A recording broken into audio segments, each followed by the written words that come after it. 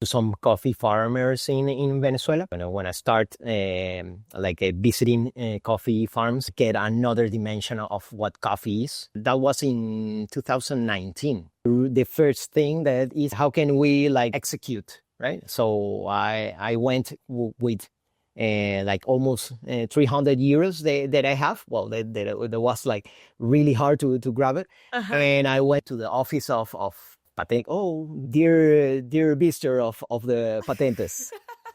Grab my money. Want to do something great with this? Or for me, Curador is like that. How can we perceive the coffee like an art subject? And how can we, try to integrate the coffee like an art in our daily lives? Hello and welcome everyone to yet another episode of Perceptions of Purpose. Today I'm talking with Gustavo from Curador Coffee. Thank you. Hi, welcome. It's so good to have you here. Thank you.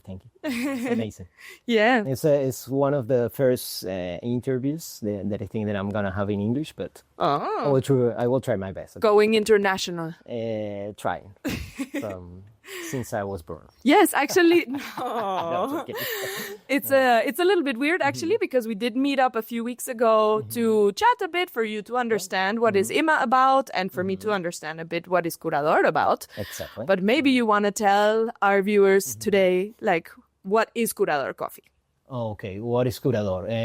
Well, for me, Curador was a kind of an idea that when I was driving, working in a company, I think most of us have that kind of insight in some certain point of their life.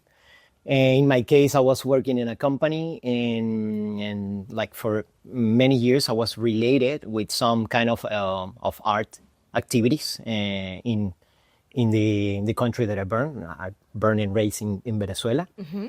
So most of the time of my life, I spent working in Venezuela with coffee, and in my free time, I was in charge of with other friends that have an art foundation, just to promote different kind of art activities in some random points of the city where I was living. And for us was kind of how can we contaminate other people with the art or the expression that they were doing at that time. Okay. So for me, Curador was kind of this a new release in my way to think about the coffee and the art. Mm-hmm. And it's like a match, because we perceive that a coffee is like a plate, like an art thing that is really there's many hands, facets, and faces that this art proposal should be from the farmer to the final cup that you're gonna receive with a latte art, and obviously this product for me was kind of that the coffee needs something that can drive you and inspire you in your daily in your routine or your daily ritual, whatever you like. So for me, Curador is like that. How can we perceive the coffee as an art, like an art subject, and how can we try to integrate the coffee like an art in our daily lives? Okay, so it's like an introduction into coffee in a way for the ones who might not know it yet. Exactly. And in terms of also classes, I believe, or workshop. I say workshops because it's initial workshops. I think that there's many people in the coffee industry in Europe, where we are based, that are doing an amazing job in terms of scientific maybe resources applied to receive barista skills or roasting skills or any other coffee scene or duties that they are inside of the coffee scene.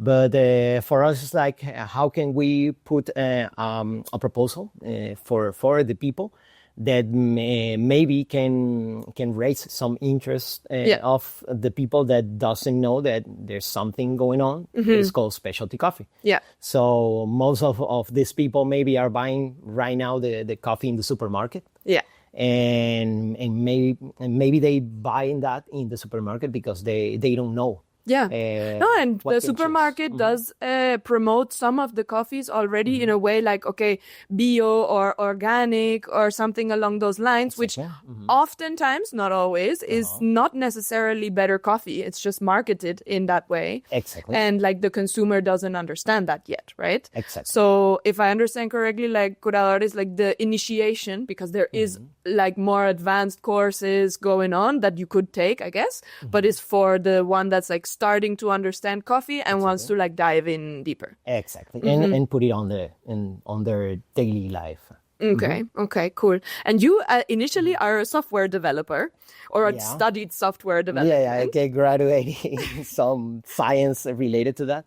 And well, for me, it was a kind of discovery in terms of how can you build like a solution, but I think that it's more a proposal that how can we like take the technology and put it in the service of the people that are in the value chain, in the coffee value chain, and most of that in the coffee farmer, because I think in a region we need a lot of investment because we cannot have an amazing cup of coffee if we don't do the first step.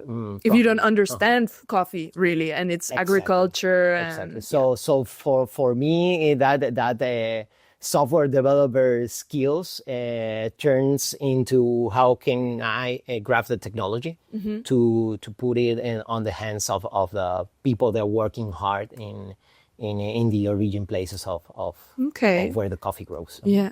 And Curador has a small team. How many are you? Just right now, 2. 2. Okay. 2. And how do you divide the tasks that are on hand for Curador? Okay. For me, I'm more like the relation guy. I think in a team, there's someone they are like beside the control, the machines, and the other one have to do maybe some task on the outside, on the street, or maybe talk with somebody new or whatever. I'm that kind of guy. So obviously that the relations are really connected with sales and. But also with the strategy. Okay. Because I think that the strategy depends of how can you relate to others in terms of connections, partners, or even when you receive investment. The shareholders and the stakeholders. Okay, so you're more like in a way, like promotional, in some ways, maybe marketing and sales side? Marketing, sales, strategy, but really focus on what people needs in terms of the client, and also what the farmers need, because, we want to develop like a more... how can I say? A better communication? Yeah, or? More like a channel or a hub for different coffee producers. But that's what we want to do in the future. Okay. Right now we have just a channel to connect with the coffee consumer, with the people that usually consume coffee every day. And we want to improve their lives in terms of put a good coffee in their cup. In their in their cup. And how would you say that your Venezuelan roots? You mentioned you're from Venezuela. Where in Venezuela? Valencia. Valencia. Yeah, okay, that's Valencia. so funny. Yeah. You live in Valencia. And now I'm living in Valencia, Spain.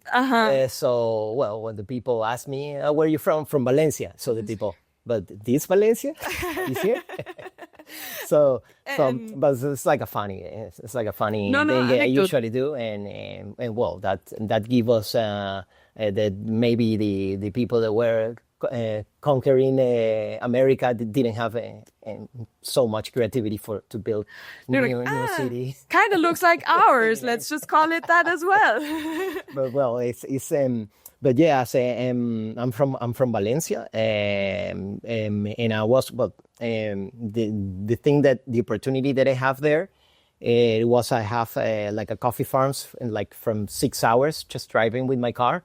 So I start with a small coffee place that was run by my family. And we get like a little crisis because when you have like a business, like a family business, some part of your family doesn't want to keep maintain, working to keep working in that. And after that, well, I was in charge of the coffee place, so that like give me some insight and some questions that well, how can I improve the coffee that I'm serving? Yeah, and just I drove to some coffee farmers in Venezuela.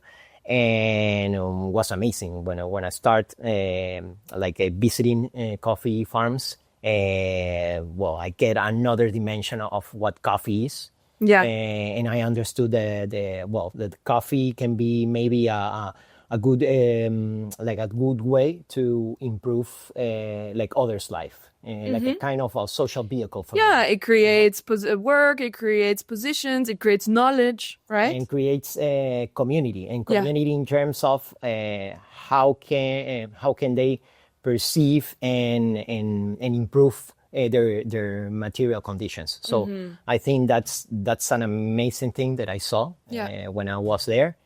And I just took that part and really deep in my way to think about coffee, and I brought that to here. And when I came to Europe, I was like giving this kind of circles and circles, thinking, how can I in that moment we exactly connect that insight from the coffee farmers and deliver these to the final people. And are you using the coffee at the farm that you visited or worked? Are you using it with Gustavos? Not yet, but we are working hard to see if maybe 1 year we can do it. That would be, for me, that would be an amazing win in terms of myself, because I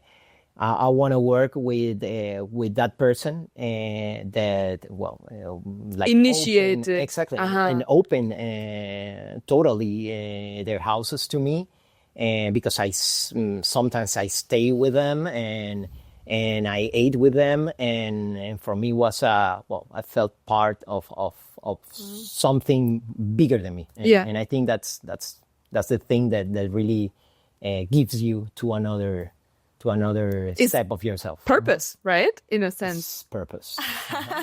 That's it. And the part that's a bit complicated is to actually get green coffee out of Venezuela, right? Or right now, because the exact conditions of Venezuela were they didn't, in terms of nation and politics, they didn't give enough attention to how can Venezuela can develop their coffee level.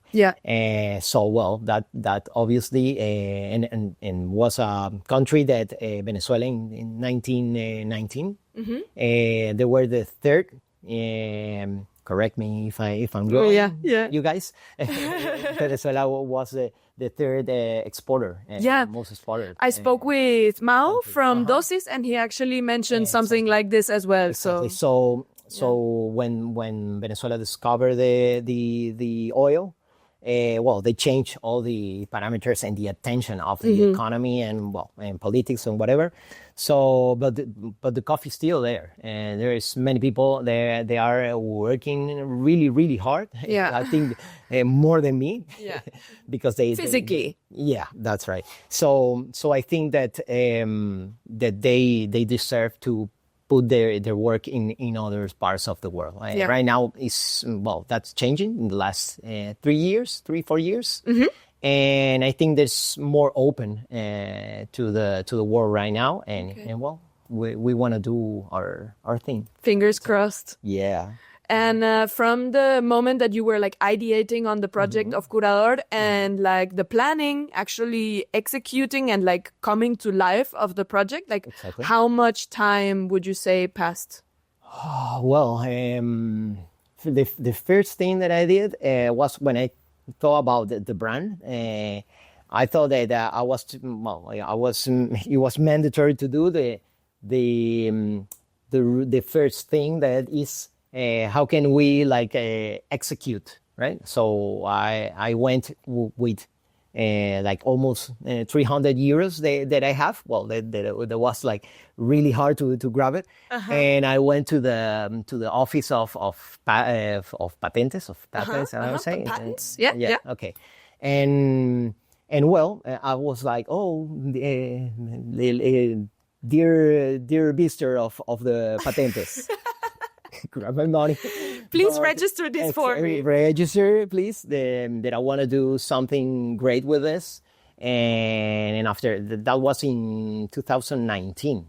Wow. So imagine 6 years. Yeah, exactly. So after that, I was like trying to focus and do many events open to the public in different coffee places in Madrid, because I was living in that time in Madrid. And I experimented. The question of everyone was, okay, Gustavo, amazing. I know that specialty coffee is the best thing or decision that I can do, but how can I start? Which coffee should I use? Should I buy or should I get? Because I'm not in the middle of Madrid. I'm just passing by Madrid. So for me it was, we have to do something more, not just as a barista, because I was working as a barista.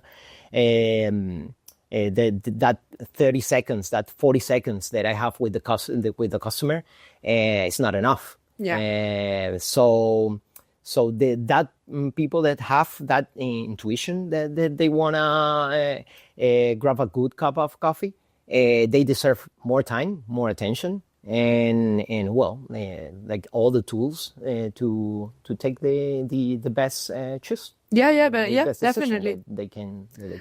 And so 2019 means you went to register with the Mr. Patent Man. Exactly. And 2021 was kind of exploring.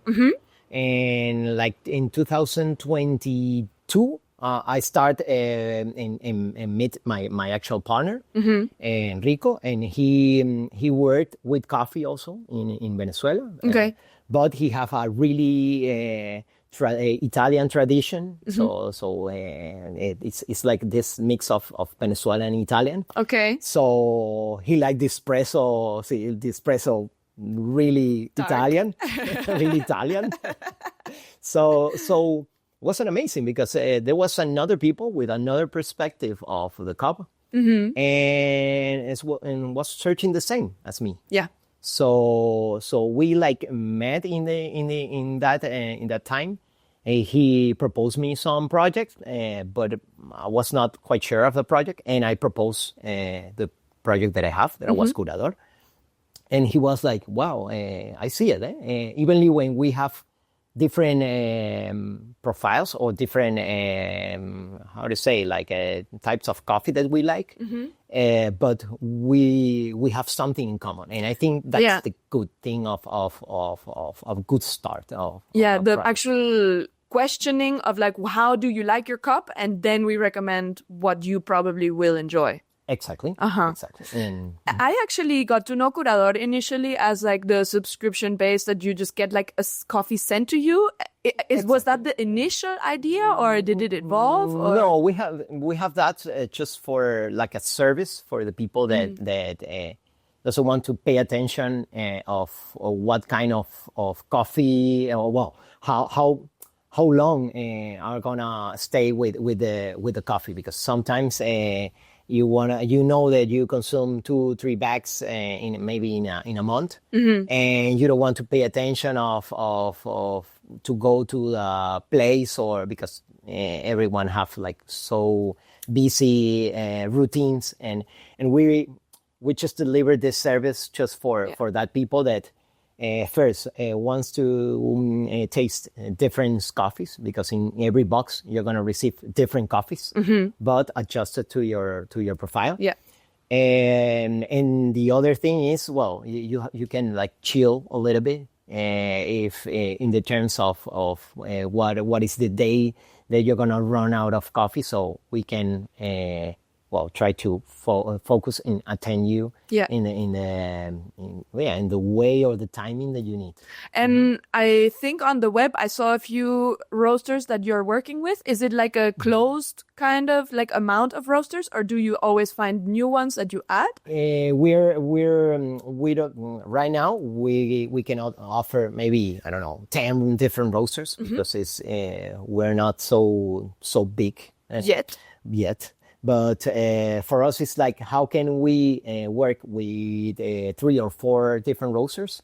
But we can put on the webpage most of the repertoire of the coffees that they have. Yeah. So for us, it's a way that we can do a real partnership with the roaster. Yeah. Because we're gonna like put like maybe 70% of their portfolio on the web, so anyone can it depends. It doesn't even matter the profile of the coffee. Everyone will have something. Coffee. Exactly, something. Yeah. And and the roaster can have more. Can roast more coffee, because we know that most of the problem of the like small and medium brands of specialty coffee. They are the most quantity. Yeah. They have a lot of capacidad ociosa. Like they don't use the capacity at full. They could roast more in like volume. More, so we try to put that capacity that they don't roast too much in this new channel that we think that we are. And there's some people that doesn't know that brand, so they can know it through us. Yeah, discoverability. So, exactly. So for me, it's amazing if someone gave me an insight that hey, Gustavo, I met this brand and I really like it, and I know that you change the coffees the next month, but because I really want that coffee for my father, I bought it in the webpage directly of the roasters. Yeah. For me, is an honest proposal and another partnership that I have with all the roasters that we are working on. Cool. Super. And so if you already touched on like, okay, the communication then with the roasters, but in general, like your day-to-day-ish workflow, like what do you get up at what time? Like what do you do first? Okay, well, I usually get up, I try to train a little bit, maybe gym, maybe running. I really like to run. And for me, it's a really good way to explore a city. Yeah. So for me, if I'm training to some running activity, I usually wake up at 7 a.m. If I don't have that, maybe I woke up at 8. I'm gonna be honest. I'm not a really morning person at all. So I'm like in between. I'm not a 7-8 is very morning for me. Okay. Yeah, no.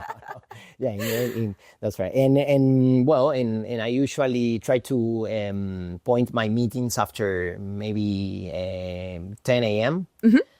Because I think there's a really good branch of hours to just maybe grab a book, maybe read something, maybe for 30 minutes, or try to not go to social media, more go to things that I can try to learn and put all my attention, because I know that my attention between 8 and 11 are amazing. Yeah. I mean, you still have a lot of mental space, right? There's nothing going on. You're rested. You're fresh. Exactly. So I use most of these hours, evenly in the last 3 years, to study a little bit of philosophy.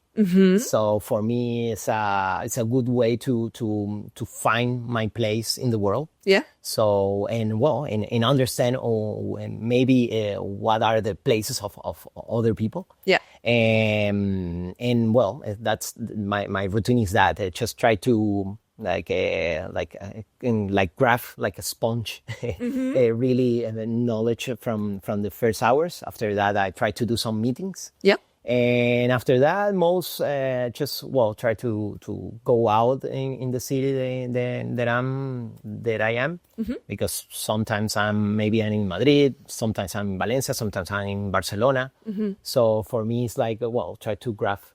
And what time, more or less, are you finished with work? Maybe I think 6. I think that I'm like finishing. Okay. Maybe I can do like some extra event or but more. I try to focus more on the relation than on the transaction. Yeah. So for me, I really pass a lot of time just trying to have good conversations with the people. Yeah, connections. And connections, and for me, maybe some work activity with some visit that I have to do a client. Maybe it can be like 1 hour or 1 hour and a half. And I think that 85% or 90% of the time is like a one-to-one discussing of the terms of the coffee, maybe coffee culture, or maybe insights of them. And more than let's do this kind of business. Yeah, not like dum, dum, dum. Yeah, so for me, it's a good way to open some like long-term relations.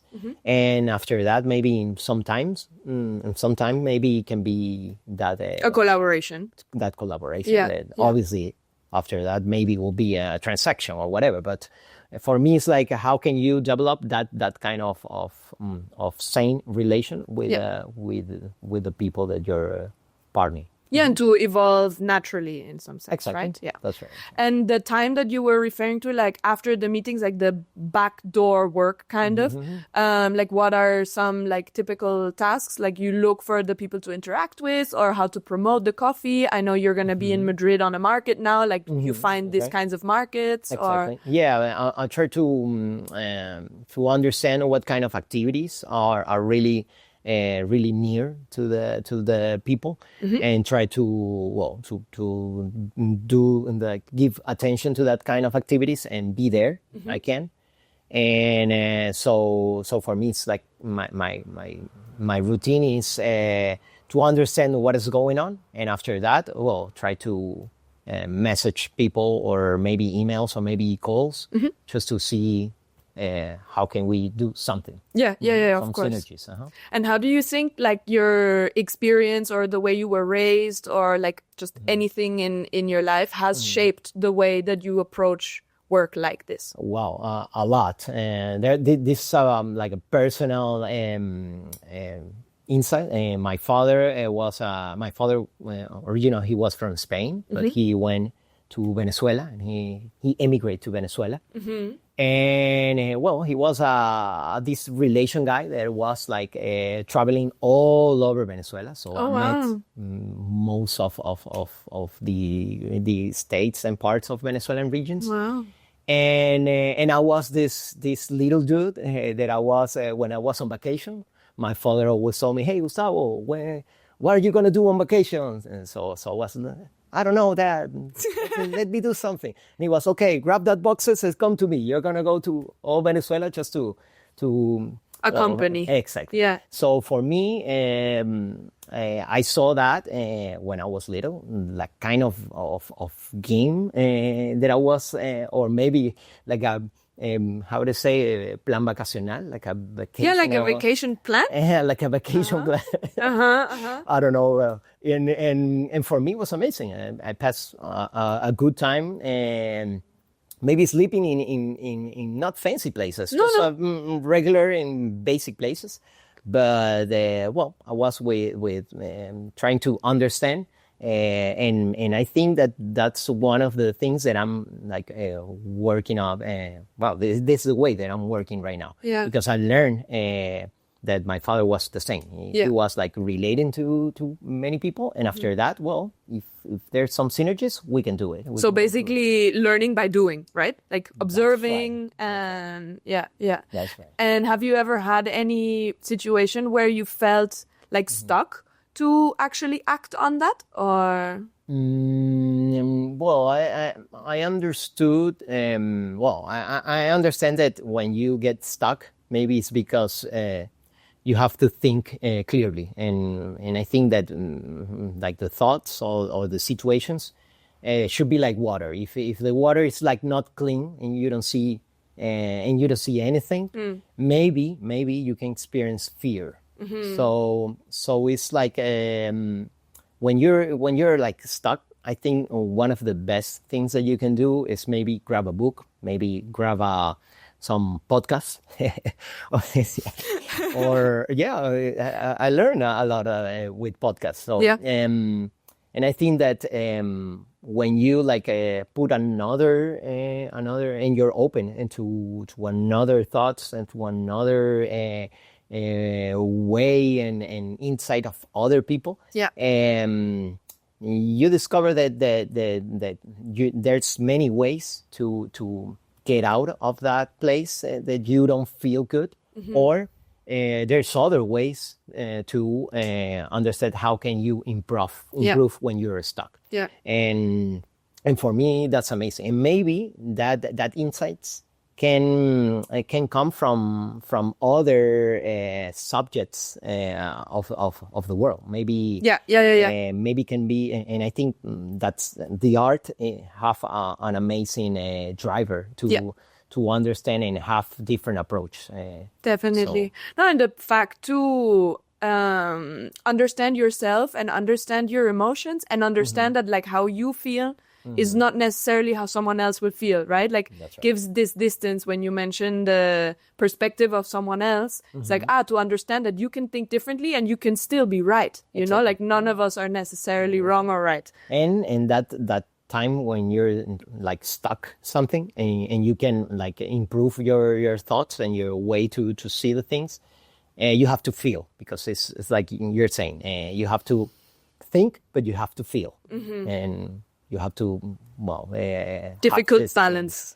Yeah, but you have this really amazing things between them, and I think that you should get with the two of them, because that's life. 100%. And do you have any? You just said tools, and so I'm like, okay, do you have any tools in one side, like for organizing your work, and on other side, like to like keep track of everything, or do you journal, for example? Well, and I have a really good friend. He's not a philosopher, but he say if you cannot like measure it, you cannot improve it. And I think have tools in terms of like put a registration of the improves that you do is really mandatory for me.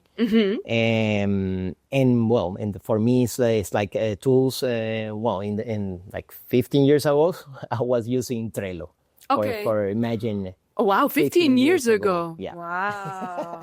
And now what do you use? Now I use more, all the can I say brands? Yeah. I don't know. All the Google like work place. And for me it's good they have like tools. They are really open in kind of kind of services. I usually put a little bit of intelligence, like AI, a little bit more ChatGPT and this kind of tools, more related to what can I communicate with my ideas. So it's like to understand like a structure.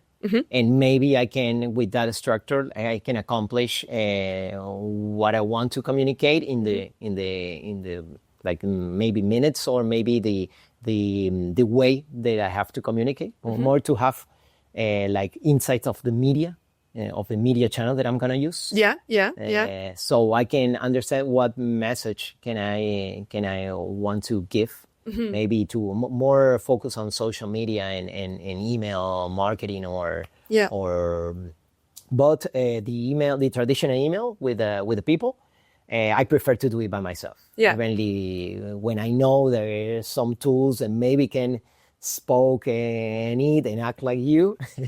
Yeah. And, no, to have like maybe for personally, I really enjoy that it may write a draft for you, and then like I go over the draft and I change a lot of things. That's but right. I like that it's not like a white page and I'm like, oh God, what? No. Yeah. So something along those lines, and even as you mentioned, ChatGPT to explain to him what is the core idea that you have, and it just like expands the option that you have with the idea that you gave it, right? And I mean, one thing that I'm learning right now with the technology is don't put too much like expectation on the technology. The technology is a tool. It's not the technology will not give you a magic solution. Will not give you will not understand you in terms of what you feel. So that's why we discuss think and feel.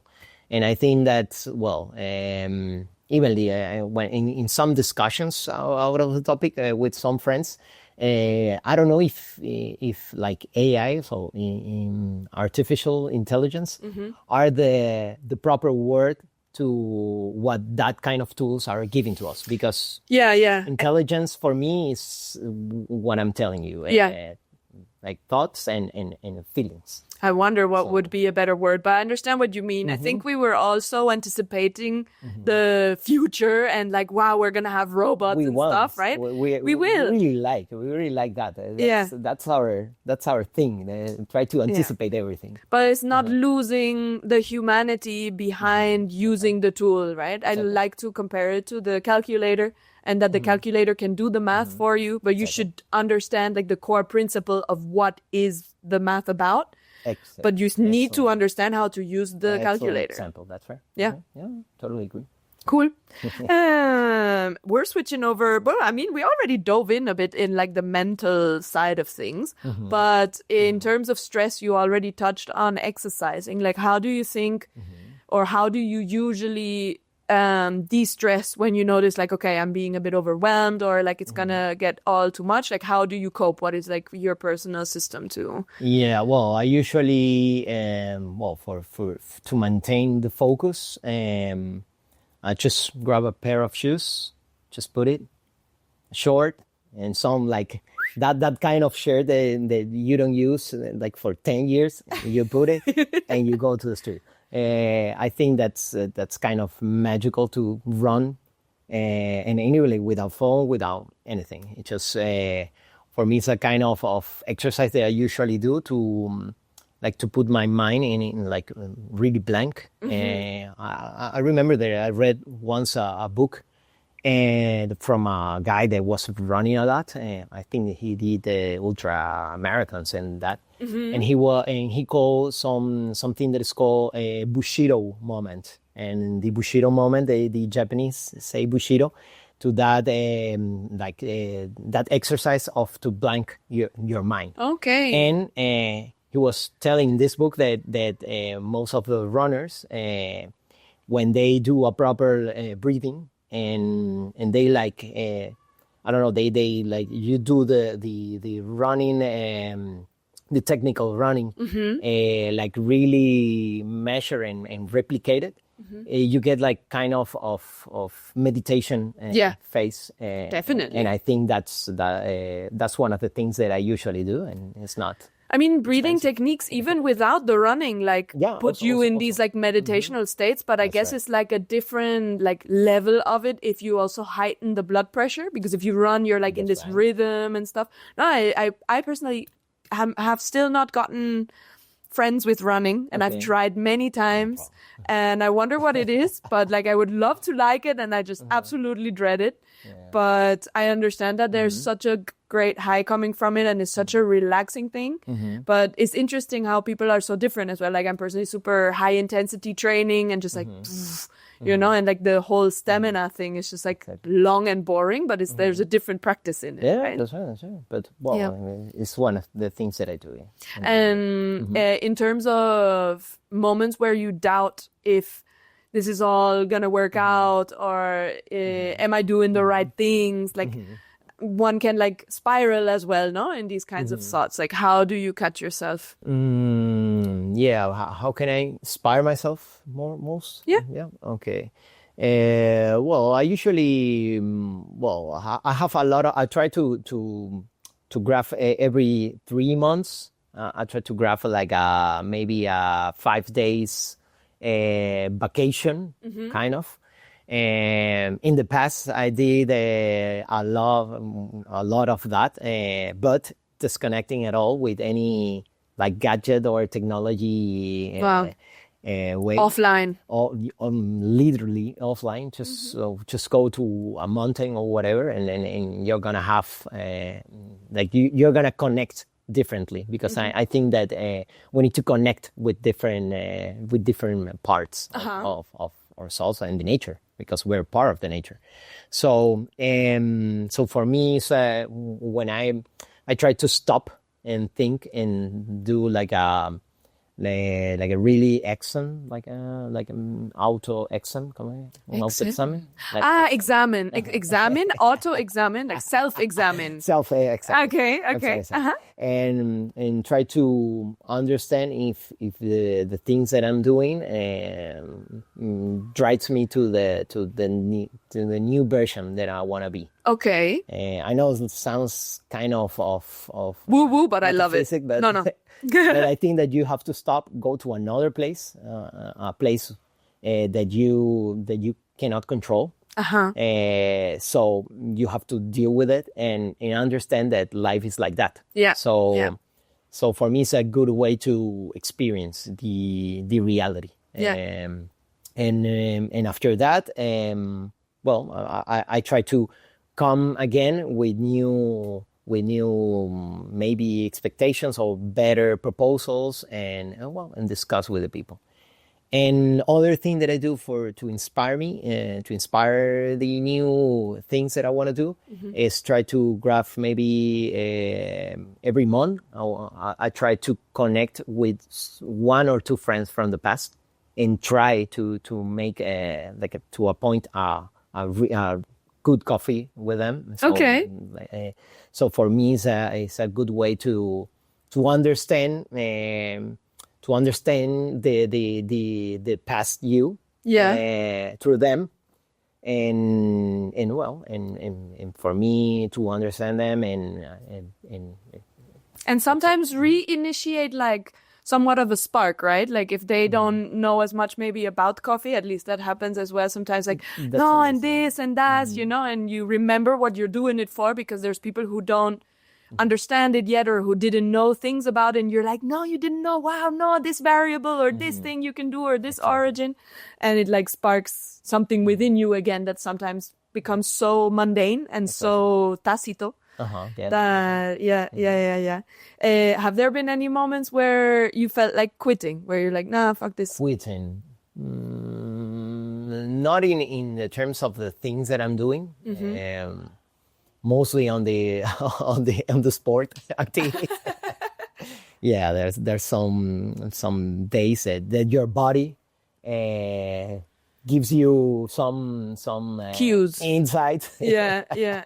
And for me to listen my body is one of the things that I really that I'm really conscious. Yeah. But to quit, for me is I just quit an idea when other people, when there's no other people that understand the idea that I'm putting on the table. Sometimes I have felt that in some ideas I'm living in a future or in another planet. So for me, understand when is the moment to say it and to put it on the table. Yeah. It's a good exercise to do. So sometimes I put an idea, and if the other people don't resonate, don't see it, well, for me, it's okay. Well, I'm gonna quit, but I'm gonna put it on this On hold. exactly Yeah, on this little bandeja. Yeah.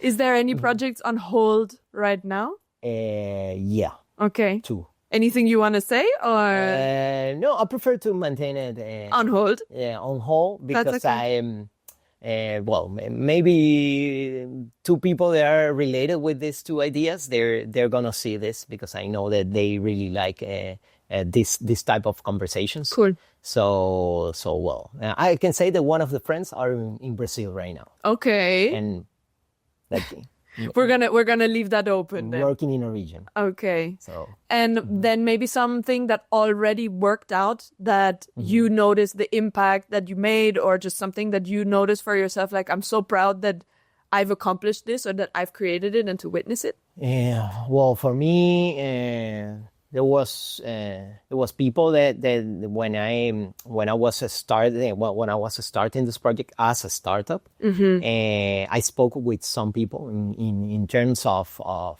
investment, or in terms of partnership, and well, they like connected with what we are saying last.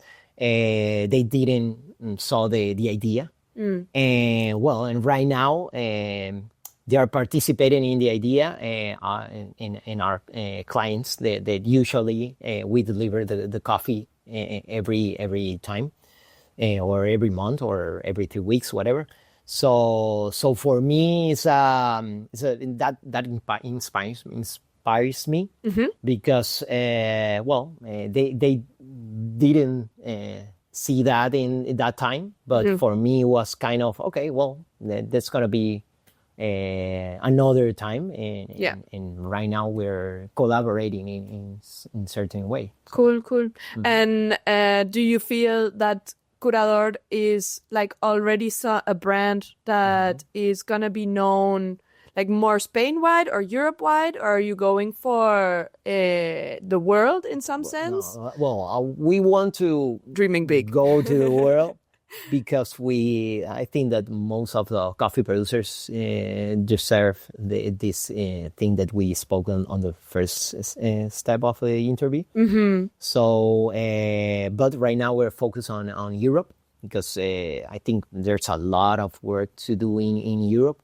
Every brand, every coffee, specialty coffee brand are doing their work with the forehands or that they have, because sometimes there's some specialty coffee roasters that are maybe 3 on the team, or maybe 5. Yeah. So I know that they're doing the best effort, and for me is how can we try to put the specialty coffee in the mindset of most of the people, and understand that specialty coffee, it's related to quality, but it's more related to the quality of the humans that are behind that. So, and with a strong community behind it, actually, I think it's a beautiful way to find community. And I personally noticed lately that less people than I thought, because of being in this bubble of the community already, thinking like, this is so normal, right? And then I go outside of that bubble one day and nobody knows anything. What specialty coffee, or like,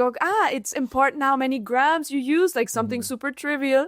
And it just like shows again that the market is still so big, like not because it's about the sales, but there's so many people to still be pulled into this world, and to show them how beautiful it is to like be talking about such a topic, and to understand it and discover it together. And understand also that the coffee is that beverage that connects to people, because it's the excuse. You can say whatever you want. Yeah. But for me, that's the principal driver to connect each other.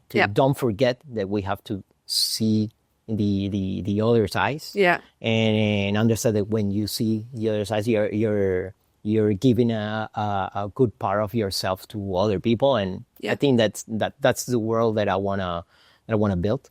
So that's no, what you give, you'll get in return as well, right? It's sure. What you send into the universe. And someone that would want to do something along the lines, that wants to start either like a roastery or something with coffee, what do you recommend? Like, what do they need to have in mind and to understand about this endeavor? Exactly. It's not an easy business. I'm not gonna. Is there say, any easy business? Wow, that's right. It's a good question. It's like for me, working coffee is kind of hard because no one's tell you in the initial phase that you're doing this because you want, not because you're gonna perceive gains immediately. That's wrong, and sorry if some people are watching this and are and I don't know and think that, but it's a really hard work that you have to do it by yourself. Yeah, and I think that you're doing this because for the love of coffee.